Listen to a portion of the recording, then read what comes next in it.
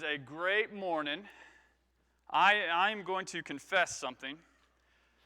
I have taken enjoyment in a new trick I've learned. It's something I haven't done in some time, but I've done it on the past couple of weeks, and you might think I've gone crazy. But what I've been doing the last couple, some of you are like, I saw that head nod, you already thought I was crazy. Okay. But what I have been doing is when I'm heading into Columbus, generally during the work day, it's just me in the car, I set my cruise control to speed limit. You would have thought I've gone crazy. I mean, get out of the way, slowpoke. There's cars veering around me, going nuts. And I just kind of sit, and I flow at the speed limit, and I found that bothers people. I just spit, and that bothers people too. It bothers people to go at the set limit. And now, mind you, I'm one of those that used to be bothered. I'd be, what's this dude doing? And I have never found myself identifying with a movie quote so much as you remember Shawshank Redemption? Okay, you guys know the movie. You watched it a dozen times on TBS or TNT or whatever Turner Broadcasting Network showed it over and over. But when Brooks leaves the jail, that's right, Brooks. When Brooks walks out and he's into the world after being in the cell, he says, the world just came and got itself in a big hurry. And here's the thing. We either recognize the hurry or we're the part of the hurry. And I'm telling you, just by going at a set limit, you recognize, man, the world has just gone crazy. And we're talking about rest today, and the reason we're talking about rest is because we're flowing through the 22 gifts God has given us. We're going through that book. Who's got one of those yellow books? Who's got one? We're on number 5. Throw them up there. Okay. There we go. And if you don't have one and you're like, I don't know what that thing is, welcome. We got some more out in the cafe. But we're looking at things God has given those that are in Christ. Blessings for you guys. And the one we're looking at today is rest. And I want to enter into it with this because there's something we do with both time, energy, with money. I think we don't like those things. I think we do not like time. I think we do not like money. I think we do not like energy because as soon as we have it, we do everything we can to use it and get rid of it. The world just seems to have gone and got itself in a big hurry. Look at this money. How can I spend it? Look at this energy. How can I use it? Look at this time. We don't say it, but it's frankly, how can I waste it? And so I want to look at rest. And as we're flowing through these gifts, we're going from cover to cover through the Bible. And that means we're jumping, we're making a lot of leaps, but we're jumping all the way into 1 Kings. So if you do have your Bible, jump up to 1 Kings 19. I'm going to put a fair amount of the text up there, if I don't break all of our systems. But 1 Kings 19, and we're talking about Elijah. Now Elijah, one of the great prophets, he only shows up 2 chapters earlier in chapter 17. But I want to hit you with the beginning of chapter 19. Don't you love jumping into the middle of the story and being kind of confused, and then you get to look back and look forward? So we're just going to jump right in the middle, okay? Right in the middle, the beginning of chapter 19. Here it goes. When Ahab got home, he told Jezebel everything Elijah had done, including the way he had killed all the prophets of Baal. So Jezebel sent this message to Elijah. May the gods strike me and even kill me if by this time tomorrow I have not killed you, just as you killed them. What's going on? Okay, so if we backtrack a little bit, Elijah is set apart by the Lord in chapter 17, and we see some interesting things happen. That God provides for him out of his hand. Elijah, really, there's times of destitution, and God just keeps providing, whether it's food, whether it's rest. And through the power of God, Elijah does an amazing thing. He raises a child from the dead, okay? But what is being talked about in this scenario, I'm going to kill you as you killed them, there's this awesome showdown. I mean, if you like a good time brouhaha, look at chapter 18 because basically Elijah says to the prophets of Baal, the false god, says, hey, showdown, let's do this. High noon, let's meet. We're walking, we're going to see what's going to happen. Now, this is a big deal because we have false gods and we have the God of Israel. And in between are people that claim the God of Israel, and they're like, but I'll just claim all the other gods too. And this is absolutely frustrating for Elijah that God's people would hold so many false gods. This is frustrating for everyone in Christianity to see so many Christians also holding false gods, okay? And what happens in this showdown is Elijah says, hey, here's what we're going to do. We're going to set an altar, and then we're going to pray. You pray to your gods, I'll pray to my God, and we're going to pray that fire comes. And so he lets the prophets of Baal go first, and they're wacko. I mean, they're chanting, they're praying, they're dancing, and then they just start cutting themselves. It's creepy. It's weird stuff, doing everything they can, and Elijah mocks them. And it's some of the best lines in Scripture. He sees them mocking him. He says, hey, you're going to have to scream a little bit louder, maybe bleed a little bit more. And then he says this, surely if he's a god, maybe he just doesn't hear you because he's daydreaming. Maybe he's in the bathroom. You know, if you look at the context, Elijah said, maybe he had to go to the bathroom. I mean, he's just mocking them to their face. And then when it comes to be Elijah's turn to engulf his altar to God, he cuts the bull, but then he's like, you know what, we can one-up these gods. So he surrounds it with 12 stones for the tribes of Israel, and then he's like, hey, pour some water on this. No, do it again. No, do it again. And there's so much water that it is so saturated, it's almost like a moat has formed around this. And then when Elijah prays, God comes and he engulfs and just takes the bull, takes the stones, takes the altar, just all of that, boom, evaporates. There is this amazing victory Elijah has. And then he takes all the prophets that are pulling away God's land, and Jezebel says, I'm going to do to you what you did to them. What does he do? He takes them down and says, hey, this has to go, and they're all killed. Okay, so now what Elijah is doing, you got in context, he just saw the most miraculous event that God did, and now Elijah, being taunted by Jezebel, he's in this place. He's afraid, and he fears for his life, okay? He's afraid. This is the same guy that watched the power of God just absolutely engulf. This is the same guy ridiculing the gods of Jezebel. This is the same guy that so trusted in God that he put his life on a high alert to know that God would reign. But right now, there's a veiled threat, and he's scared. He's scared. Here's why. You got to jump into the New Testament to hear why he's scared. James 5:17, in referring to prayer, it says Elijah was a man with a nature like ours. Do you know what our nature is? Friends, we are fickle. Okay, and if you don't know what fickle means, it means, man, we're all over the place. One day we're like, I'm a righteous warrior for God, and the next day we're cowering under the bed like, there's bad guys. By the way, I climbed under the bed with Ellie. I did not know how much space was under a bed. It's amazing. I got under there. I was like, no wonder you come under here. There's so much room.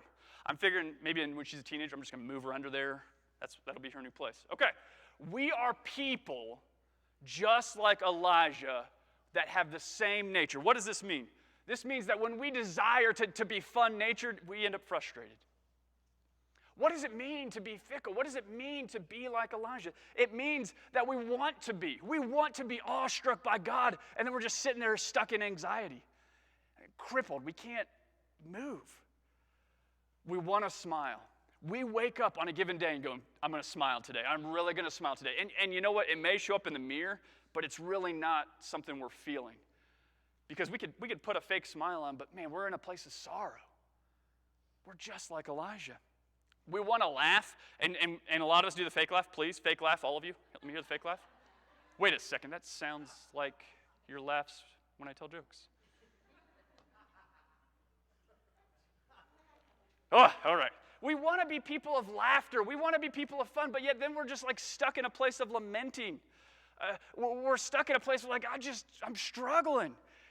I want to be a guy that just goes, wow, God. But I'm a guy that goes, whoa, God. And Elijah has the same nature as us. I want to tell you this. There are some of you right now, you are more on the mountaintop than in the valley. Okay, we're topping mountaintops and valleys, okay? The reason we're talking about the gift of rest first, because next week, some of you have those yellow books. What's next week? What's number 6? Holler it out. What's gift 6? Suffering. Merry Christmas. We're looking at the gift of suffering. Somebody's like, that's not a gift. Well, hold up. We'll get there. But I don't want us to get to an understanding of suffering until we understand of the mountaintop experience, that is the rest that we have in the Lord. Those of you that like to take notes, this is your Sunday, okay? I'm going to be going through a bunch of stuff. There's going to be a lot of stuff to write down. If you get a hand cramp or if you don't get it all, just let me know. I will get the printout for you. You may not even have enough space to write down all the stuff I'm going to throw at you. Lists are coming. Lists are coming, y'all, okay? But I want to walk us through this. I want us to walk through the reaction that we have and Elijah has. I want us to look at the gift of rest. And then finally, we're going to take communion when we talk about rest. And then finally, I want us to look at the result. Out of that gift, the results we have, the results Elijah has, okay? I want us to get there. All right, here's what happens to Elijah. He's scared. He's afraid. Goes on. He went to Beersheba, a town in Judah, and he left his servant there. This is important. Then he went on alone into the wilderness, traveling all day. He sat down under a solitary broom tree and prayed that he might die. What do we do when we're struggling? What do we do when we have hardship? The same thing Elijah does. We separate ourselves. We push ourselves. Yeah, I said I was going to go, but I don't think I'm going to make it. What do you got going on? I hate life right now. That's what I got going on. I'm not going to say that out loud, but I'm just going to say stuff, things. Okay? I'm utterly depressed. No, I'm not going to say that out loud. I'm just going, stuff came up. All right, we're just like Elijah. Elijah separates himself. Elijah goes to find a place to sit down. And this is what he says. And I will tell you this. You guys have said the same thing because we are just in the same nature of Elijah. This is what he says. I've had enough, Lord. I have had enough. Maybe you guys don't even put that many words into it. Maybe you guys, your prayer's just done. I'm done. Maybe you don't articulate it, but God knows. Whether it's because of the work cycle, I'm done. Whether it's because of relationships, I'm done. Whether it's because you see where people are spiritually and you want to get there, and you're doing the reading and you're doing the praising, but you're not there. And you're just like, I'm done. You see the success that other folks have and you're stuck. I'm done. You serve, you help, you do the things a good kid do. Good kid, whatever. I'm done. And we get to this place of burnout. Every single one of you have been here, whether you know it or not. You've experienced burnout. It's when you've gone beyond our abilities. Here's what's amazing. Some of you experience burnout without doing anything. The capacity for you to perform, the capacity of at a moment for you to do it. You're like, I'm tired and I haven't done anything. Okay? Burnout, having gone beyond our abilities. It's an exhaustion level that can be physical, but yet it can also be emotional. It can be spiritual. And I will say in this time of the pandemic going on, of all the struggles, sometimes we get exhausted, we get burned out just by trying to help others. I know there are some of you that you had to play the doctor in your house as different people either had to quarantine or tried to get over stuff. I know some of you have loved ones in different facilities. I'm going at the cruise limit to see them, and it's just exhausting. You want things to be back to normalcy. You want people to be well. We get burnt out. Here's the thing. I want to give you guys some symptoms. Some of you are like, I'm not a burnout. I want to give you guys some of the symptoms. I want to give you what it looks like, okay? If you're going to try and write all these down, you're going to fail, okay? So just don't. Just look up here. You ready? Pens down. Pens down. Here we go. These are the symptoms of burnout. Any of them. You are burnt out if you have an increased irritability. You are burned out if you are increased in your inability to flex. You're not flexible. You are burnt out if you have no patience. You are burnt out if the home life is you walk in and the bell tolls the same bell from the boxing ring. It's like, it's on, let's go. At the same time, some things get lost. When you get burnt out, some things, have any of you gone to work and then you've left, you've gone home and gone, I accomplished nothing. I was there for my period of time. I was of no value. I looked into a computer screens. You could have removed me, put an ape in my place, just as much work would have gotten done. You guys know what I'm saying? And this doesn't even have to be in the workplace. This is going to be at home. Some of you are like, I want to do all these things today. And at the end of the day, you're like, I did none of those things. and just a loss of energy, a loss of satisfaction, a loss of a sense of pleasure. One of the times I knew I was burnt out, packed in a big bowl of ice cream. I learned from my dad how to make ice cream bowls. You make them to where they're about to fall over, and you just grab anything throughout the house that looks good and you throw it in. And I look at this bowl of ice cream, I'm like, I don't even know if I want to eat it. And I was like, man, something's wrong, Rob. This is the lowest point of your life. This is an amazing bowl of ice cream, and you don't even want to eat it. So I ate it, and I didn't smile because I was burned out, okay? You guys know the things you guys enjoy. You guys know the things that bring you pleasure, okay? And if you're seeing it not there, and do not, I'm telling you this, do not tell someone, hey, you're really irritable. That's not a good thing. That doesn't help. But maybe just ask how you feeling, how you doing, and then when they lash out, they get it. They're like, maybe I am. But these symptoms, they can happen in different forms, okay? Some of you, we will never see your symptoms. You hide them. You keep them close. No one ever sees them, but man, you feel them, okay? These are the symptoms. These are the symptoms of burnout. These are the symptoms of having gone beyond our abilities. Burnout is when our prayer is, I'm done. I've had enough, Lord. I'm about to give you a bunch more notes, but before I want to stop for a second. We are the toast. Life is the toaster. Let me explain. How many of you have yet to figure out your toaster settings? One day you put the bread in, it pops out perfectly fine. Next day, same settings, same type of bread, it pops out completely burnt. We're the toast. Life is the toaster. Things are just unpredictable. Here's the thing. Sometimes we pop out in a given day and we're not done. I mean, we've got excess time to be cooked. And sometimes we're in there for just a little period and we are charred. We are charred. I bring this up because this week I love making bagels. And I make my bagels like I make my ice cream. Just pile a bunch of stuff on. Okay. But I used the same bagels, the same settings. I popped them out for Graydon. Perfect. Just that little golden brown. Same bagel, same setting. Pushed mine in, popped up black. What do you guys do with burnt toast? I mean, just what do you guys do? Okay, so we got some of the scrapers, which it makes your back feel weird when you're like, shh, shh, shh. Like, it's like fingernails on a chalkboard.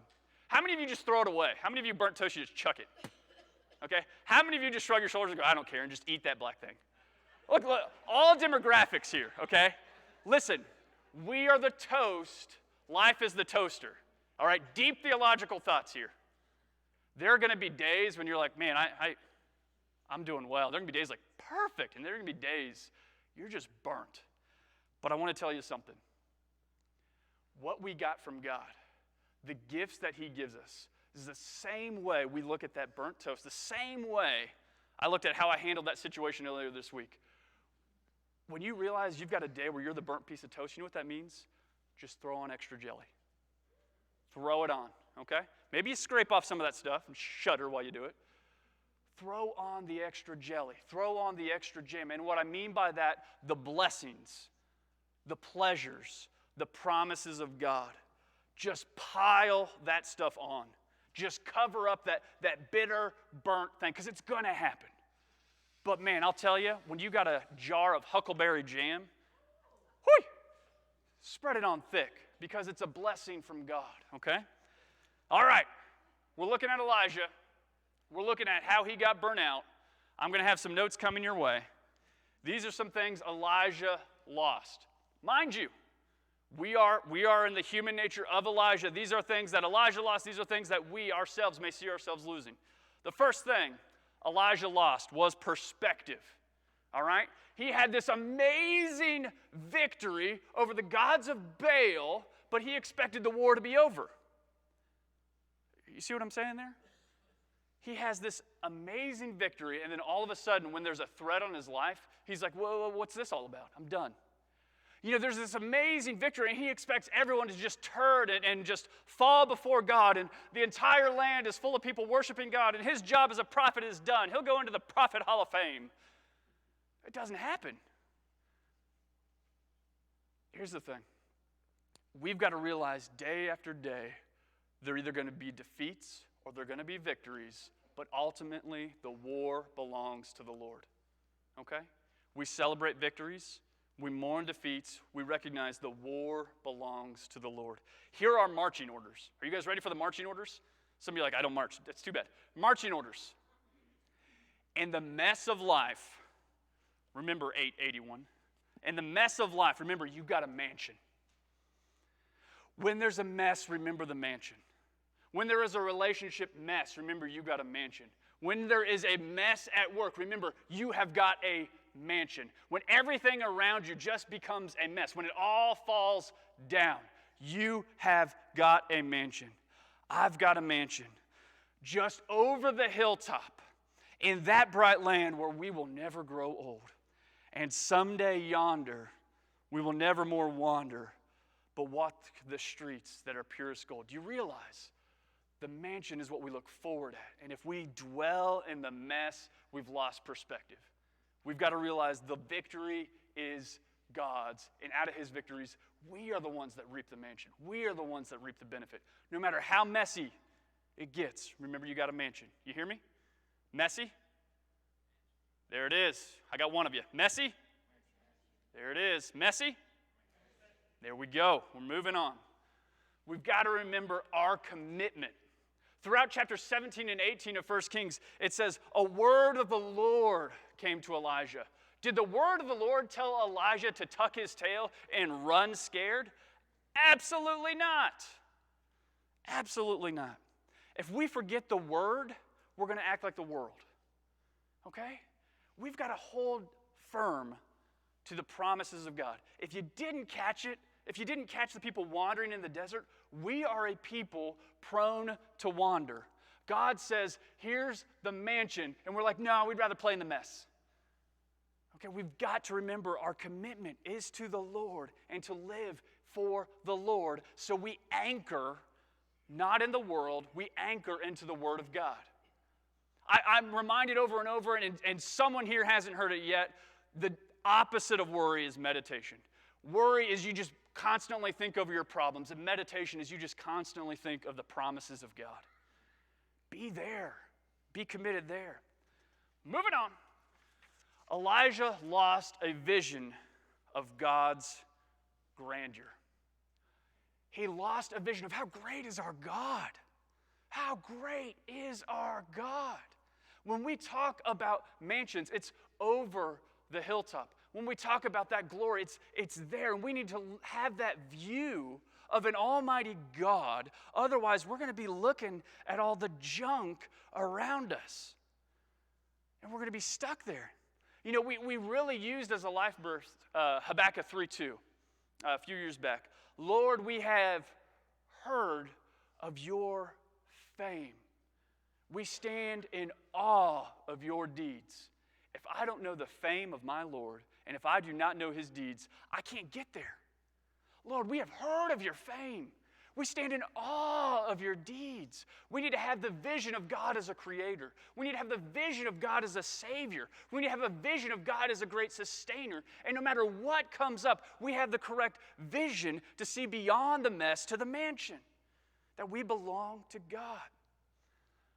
Next thing Elijah lost, he lost his fight. If you haven't been with us, if you go back a few weeks, one of our gifts is struggle. We saw Jacob wrestling with God, and that is a gift. You say, why is struggle a gift? Because we get to be in a place of struggling with God. We get to bring our problems and our pains and wrestle through them with God. But Elijah taps out. At no point does he say, hey, God, there's this girl and she's chasing me. Those things are not said. He just runs, like me at the playground, 3rd grade, from girls. They were big. When we look at our fight, when we look back to the gift of struggle, you could struggle in 2 ways.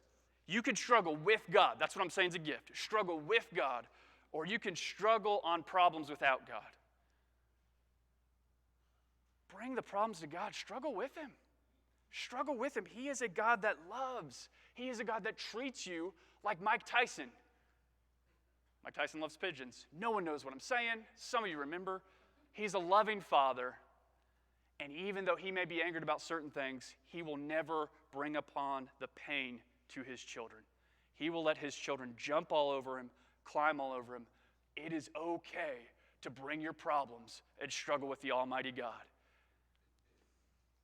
Last thing Elijah lost. He lost his desire. When Elijah says, end me, when Elijah says, I'm done, when Elijah, he reaches over and he looks at the ropes and he sees no one, he starts tapping. He says, I'm out. You know, he's not the only one. Moses does the same thing. Job, we'll look at next week, does the same thing. Jeremiah taps out. Jonah taps out. All of them in one form or another said, Lord, I'm done. You know what the Lord didn't do? He didn't go, well, all right. Guys, when we tell the Lord we're done, it's one of the most honest things we can say. God, I'm worn out. God, I'm exhausted. In despair, God is there. In despair, God is there. And if we recognize, if we can articulate, if we can pray through that despair, we're going to recognize, hey, God is in this. God is with me. God is using my struggles. He is using my desires to bring me closer.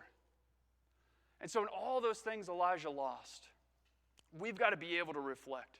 In all those things Elijah lost, we've got to say, where are my struggles? In all those bits of time and energy that you get, hold some of it close. And just kind of breathe in God. And just take a moment to feel God. Do you know the term a chicken with its head cut off? You get that? Guys, we don't have to be that way. They're all out there. We don't have to be them. Let's keep our heads. Let's keep our hearts. Let's keep our focus. And if you're not sure what causes these things, good. I got more notes. You ready? Lick your pen. Here we go. The causes of burnout. These are Elijah's causes. We are a man like Elijah. These can be our causes. Here we go. He is absolutely drained. When God uses you for a spiritual high, He will drop you down low. I've been there, and it makes no sense. You think, what? God, something amazing happened. Why do I feel so awful? He does it to keep pride from growing inside you. I have never experienced depression like I did until I was a preacher. And it makes no sense. Okay? What I'm saying, God makes sure that the wonderful things that happen, the defeat, the almighty defeat that He has over the gods of Baal, He makes sure it's for God's glory, not for Elijah's. Because if Elijah were to pump his chest out, if Elijah were to get big-headed, all of a sudden he leaves no room for God to continually work with him. We've got to have recovery periods. We've got to have times where we pause and we recognize all glory goes to God, whether it's physical, emotional, spiritual, and at this current time in service. If you have not patted on the back a healthcare worker, if you have not patted on the back someone that is dealing with a family member struggling at this time, if you have not reached over and patted yourself on the back, if you're one of those people, you got to do it, okay? There are tough times going on, and we've got to be people that recognize it rather than our head being there and us running in circles over here. We've got to recognize we need recovery. The people around us need recovery. The next cause, he's disappointed. Expectations absolutely destroy our peace of mind. Expectations are future disappointments planned out in advance. It seems like I'm taking a harsh look. Somebody's like, well, should I not expect anything? Here's the thing. Leave the future in the Father's hands. Just let God do what God needs to do. Because too often when we have pre-written the script and it doesn't end up that way, we seem pretty disgusted and disappointed. Leave the future in God's hands. Let God take care of it. And you won't find that disappointment. Next cause, isolation. I don't know if this is true, but this is the quote I decided works. The depression factory seems to manufacture isolation. We see it in Elijah. He's like, hey, you stay here, I'm going to go. He's depressed. I see it in us. I see it in myself. You know, it's okay to need time alone. It's another thing when the arms are like Stretch Armstrong, and you're miles and miles away from people. And I know some of you guys in different times and different places, you were isolated by your own doing, by your own depression. Some of us need to be obnoxious enough that we just knock that arm that's pushing us away and jump into some people's lives. Some of us need to be like, hey, I haven't seen you in 2 days. Like, whoa, calm down, Kramer. Okay? But we need to know each other well enough that we can get involved in these lives and realize that sometimes the reason we don't see people is they're pushing. They are pushing away. Okay? We were made for community. First time God says it isn't good is when man's alone. Next cause of burnout, half-truths. You know, when Donald Trump used the term fake news, I was like, that's really annoying because it was used so much, but it's been there forever. He just coined it in a new way. It's half-truths. That's what fake news is. And here is the thing. Every news report you have ever read was fake. Every story you have ever heard, even if it came out of a scientific journal, it was fake. Unless that story, unless that news was, God reigns, he's in control. If it wasn't that, it has an avenue of fakeness to it. Okay? If it was not, God reigns, God's in control, anything else in the middle, this is what it is. It's someone's best guess. It's people looking at life through the knothole and seeing what they see. And guess what? We have a God that sees all. And so what the world may say is truth, it's theirs. What the world may say, hey, this is the news. We're like, well, that's some of it. That may be a slice of it. We've got to understand the news, the only news that we ground ourselves in, God reigns and he's in control. That's the story. That's the one we've got to live by. Anything else we got to take as a, I don't know. Shrug our shoulders in it.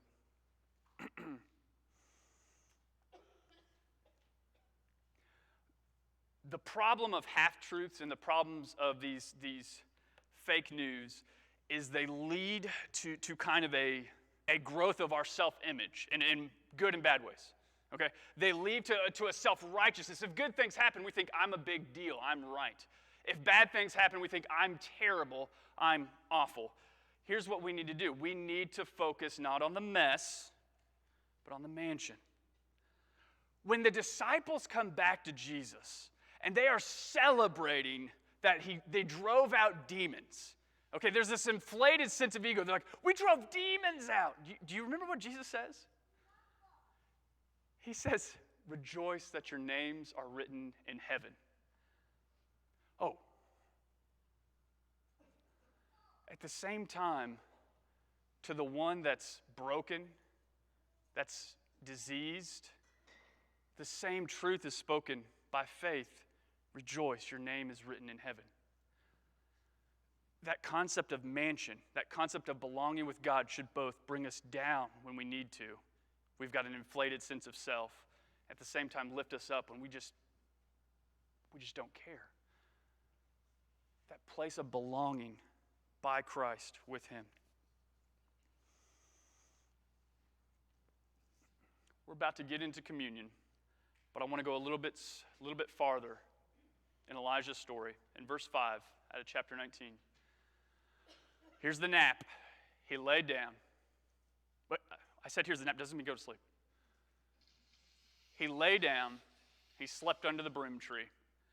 As he was sleeping, an angel touched him and told him, get up, eat. He looked around, and there beside his head was some bread baked on hot stones and a jar of water. So he ate and he drank and he laid down again. We have a gift that everyone in humanity has. It's called common grace. That means whether or not you have Christ, you get this gift. Okay? And that gift for all is the simple pleasure that is food and sleep. How many of you enjoy food? Okay, the rest of you I'm not taking out to lunch. How many of you enjoy sleep? Okay? That's funny. The same people that enjoy eating enjoy sleeping. The rest of you just don't enjoy anything. Okay? We'll work on that. But here's the thing, the common grace. I want to give you some practical advice real quick.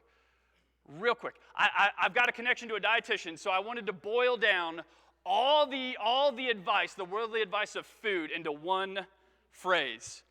And I got the approval, okay? Here's where it is. When it comes to food, all nutritional advice, I'm gonna pack into one phrase, 3 words. Aim for Eden. What does that mean? when it comes to the gift of food, when it comes to the gift of nutrition, whatever you're about to take, aim for Eden. Says, is this something that would be in the garden? And fruits, vegetables, absolutely. I'm yet to find a pizza tree, but I can recognize the ingredients that go into it. But there are some things I eat, and when I read what's in it, I don't even know if that's English. I mean, it's so overly processed and manufactured, I don't even know where it came from. And so we've got to understand with the gift of food, one of the best things we can do for ourselves physically through nutrition, aim for Eden. Is this something God provided, or is this something just crazy that man has over-processed? Aim for Eden when you eat. And then sleep. I studied way too much on sleep cycles this past week. Pardon me. But here's what you need to know about sleep. And I found this humorous. Okay, so we don't gauge weight in, I need something ridiculous, in reads per person, okay? Like I don't look at Mike and go, he's about 4.5 reads, Reed being my son. That's not how, we use pounds, right? Okay? Reed weighs 1 reed, the rest of you are either more reads or less reads. Okay, that's not what we do. We use pounds as the measurement, okay? Here's the thing. One of his biggest gripes, this sleep expert, was that we measure sleep in hours. And I thought, what does that mean? He says sleep needs to be measured in cycles, 90-minute cycles. Because the way the body works is there's a 90-minute cycle of rest. And then we need to measure our sleep in those cycles, not in hours. Because if you break one of those cycles, have some of you slept like 8 hours and you woke up feeling terrible? But yet you've slept 6 hours before and you woke up feeling great? It's based on the cycles. That's amazing. Measure your sleep in those 90-minute cycles, okay? Whole lot more info there. You can find it. It's on the web. All of it. Just say, tell me about sleep. It'll do it. Okay. Moving on to something else, because we're about to get to where we break bread, share the cup, and truly enjoy rest. Faith is the confidence in what we hope for, the assurance about what we do not see. In Hebrews, as the writer jumps into the hall of faith, he's saying, those that he's about to talk about, says faith is confidence in what we hope for. What do we hope for? The mansion and the life we will have connected with God. And then the assurance about what we do not see. Okay, so this is where faith is. I know what's coming. I know who's provided it. But then you go, and this is actually chapter 12. Sorry, I put 11 up there. This is the beginning of chapter 12. Therefore, after talking about all these members of faith, therefore, since we are surrounded by such a great cloud of witnesses, let us throw off everything that hinders, the sin that so easily entangles, and let us run with perseverance the race marked out for us, fixing our eyes on Jesus, the pioneer and perfecter of faith. For the joy set before him, he endured the cross, scorning its shame, and sat down at the right hand of the throne of God. Consider him who endured such opposition from sinners, so that you will what? That you will not grow weary and lose heart. You see, it may take a second for this to come through. You're going to get in a mess. You're going to get tired. You're going to be exhausted. And in that place, we consider Christ. In that place, we consider what God has done through his Son for us. We see what he has gone through, and we walk through. Maybe there's a better way to put this for you. John 6:35, Jesus said to them, I'm the bread of life. I'm the bread of life. Whoever comes to me shall not hunger, and whoever believes in me shall not thirst. We want to pause here, and I want us to understand something as we get ready to take the cup, as we get ready to take the bread. When we looked at the law, there's one law that's not repeated, but it's just as important. One law that's not said, and that's the Sabbath, because frankly, Sabbath is no longer a day. Sabbath is a person, and our rest is in Jesus Christ. We exhale in Jesus Christ. We find forgiveness in Jesus Christ. We find the ability to put one foot in front of the other because the mansion provided by Jesus Christ. To all of you here that are exhausted, to all of you that are here and are needing this time of the bread and the cup, I want to pray, and we're going to have a song, and then I'm going to wrap us up real quick. To the tired, to the weak, to the sinners, all of us together, let's pray. Father, I thank you that you provide. Father, I thank that you know our needs before we even get to the comprehension. Father, I thank you that there are those here today that could honestly say, I'm beat, I'm done. But Father, may we be those that have the ability to pause and truly reflect on what you have done. Father, I thank you for the bread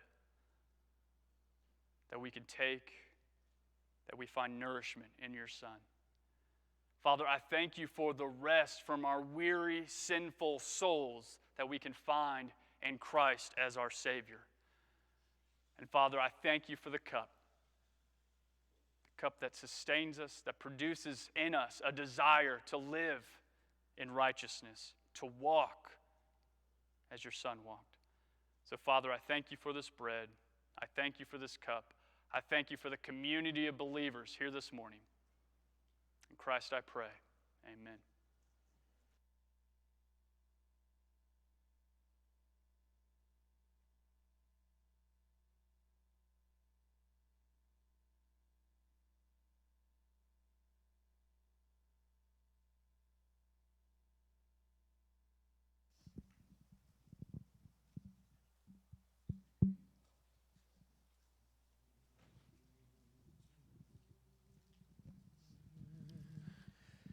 There is a place of quiet rest near to the heart of God, a place where sin cannot molest, near to the heart of God.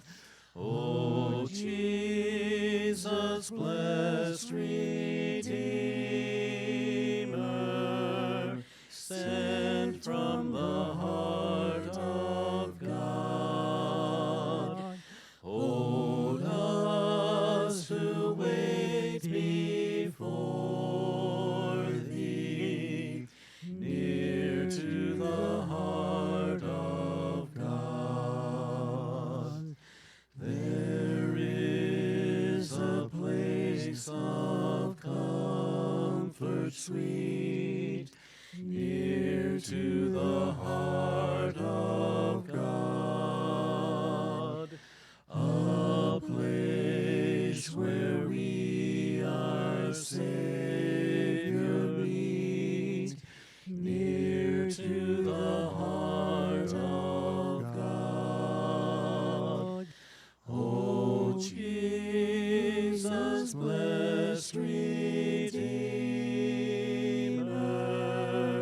sent from the heart of God, hold us who wait before thee, near to the heart of God.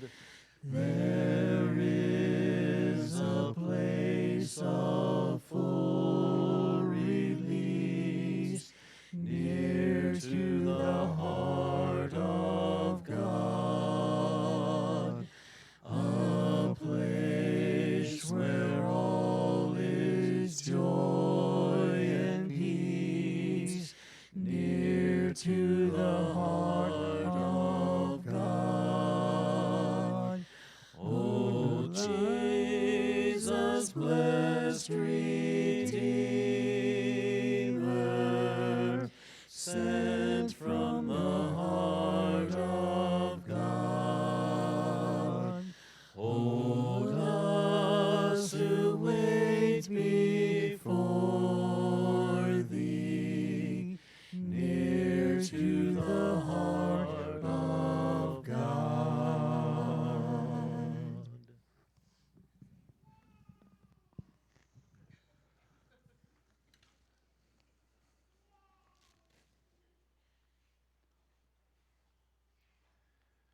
If you guys will stand with me, we're going to read this together.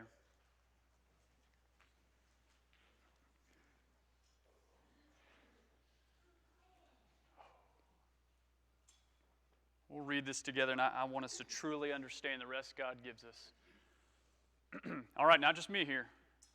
Come to me, all you who are weary and burdened, and I will give you rest. Take my yoke upon you and learn from me, for I am gentle and humble in heart, and you will find rest for your souls. For my yoke is easy and my burden is light. You guys can have a seat. What Jesus just spoke to us that we shared amongst each other, there's three things that I want you to catch, okay? First one, you got to know yourself, okay? I need someone else holding up fingers because I'll lose my track here. So, okay, we got number one. You got to know yourself. He says, come to me. You got to know where you're at. Come to me, all who are weary and burdened. You got to know how you are feeling, okay? When you are running at breakneck speed, you do not know where you are at and how you're feeling. You've got to know yourself. That's number one. Number two, we've got to interact with God. We have to have some God time. We have to interact with God. He says, take my yoke. Take upon my relationship. Let me hitch myself to you. You hitch yourself to me. We have to have interaction with God. What does that look like? It's prayer. It's conversing with God. And I will tell you this. I'm not going to go on a limb and say there's wrong ways to pray, but I'm going to say there are better ways, okay? I'm going to say a way to pray that's not going to do as much for you is the phone book style of praying, where you just start flipping through, this needs a prayer, this needs a prayer, this needs a prayer, this needs a prayer. Or maybe another way of looking at it is that you just open up the paper and read the paper to God. God, this is a problem, Russia. This is a problem, pandemic. This is a problem, taxes. This is a problem, finances. Like, God knows. He's like, no way! God knows. Okay, so here's what I mean. These things are okay. Praying this way is okay, but there's something better. When you are on a plane and they talk about the oxygen tank, what do they say? When those little, boop, has anyone been on the plane when the little baggies fall down with the masks? Anybody? What do they say you're supposed to do with those? Do they still do this? I haven't flown in a while. You put yours on first. Okay, and if out of those comes oxygen so we can live, so is the interaction with God. We've got to invest in the interaction with ourselves first before we go and start praying for those around us. Can you imagine praying through all the hardships other people are having, and God's like, what about you? And you're like, I'm just dying of lack of oxygen. It's okay, don't worry. Don't worry, God, we'll get them. No, really have an honest conversation with yourself, okay? And the third thing we've got to see, the last sentence is, he says, for my yoke is easy, my burden is light. It's shareable. It's shareable. We've got to invite others in it. I'm telling you, if it's something you enjoy, if it's something you really like, you will share with others. Thank you for those that got me through those three. Fists down. We got it. Final verse, we're going back to Elijah. Elijah, we left him. He was like, I've had enough, Lord, and we just left him there. We don't know what happened. Well, we know he got some food. We know he got some sleep, but I want you guys to see what happens next. The Lord, after he gets his food, after he gets his sleep, and he doubles down. God does it twice. After he wakes up, he goes, do it again. The Lord says this. He says, go out and stand on the mount before the Lord. And what happens is awesome. Behold, the Lord passed by. There's a great strong wind. We've got a hurricane that comes upon. It rips up the mountain. It tears the rocks apart. But the Lord wasn't in the hurricane. The Lord was not in the power of the wind. And then, following the wind, the earth just starts shaking, okay? There is an earthquake. And while everything is rattling, everything is out of control, the Lord is not in the earthquake. And I'm pretty sure Elijah's awake now, but then all of a sudden there's just this all-encompassing fire. But the Lord is not in the fire. And there's a whisper. And that's where the Lord is, the sound of a low whisper. I will tell you this. I see it in this room now. Some of you have been there. Some of you are getting there. Children are the hurricane of life. You know what I'm saying? Whew. You got me back row? Yeah? Okay. Listen, children are the hurricane of life. And there are going to be times when everything just feels like it's getting blown over. It's all right. Keep going. And there are also times when your work schedule and the things you try to accomplish, I'm doing this to make a paycheck. It's not worth it. It just, everything feels a wreck. And then there's those things that happen internally. You guys ever seen a methane fire or one of those Formula One fires where the guy's dancing around like crazy and you're like, that's funny. He's on fire, but you can't see it. And some of us, we have these all-encompassing fires going on upon us. No one knows because there's this internal struggle, this internal battle, and everything's just nuts. But where is the Lord? You know, when the winds are coming, when the earth is shaking, and internally everything's just on fire, where is the Lord? He says it's in the whisper. Do you guys realize the whisper Elijah got? Well, I don't have the quote. I don't know what the Lord says. I don't know what God says, but he whispers to us in the New Testament. Do you realize that there is a whisper from the Lord in the midst of your hurricane, in the midst of your earthquake, in the midst of the fire that goes on around you? Do you realize that the Lord whispers to you? And if you don't, I want to show you this whisper. If you have yet to feel it, and if you have yet to see it, I want to show you this whisper. Wherever you're at right now, maybe you're not in the mess, but maybe it's coming. Maybe you need this lesson for like 3 weeks from now. Maybe some of you are on the mountaintop and there's no shaking or wind or any of that. It's going to happen. It's inevitable. I need you to hear this whisper. It's an almighty Lord saying, it's finished. That fire upon you, it's finished. The earth shaking around you, hey, it's finished. That doesn't mean it's over. That means I've got it, says the Lord.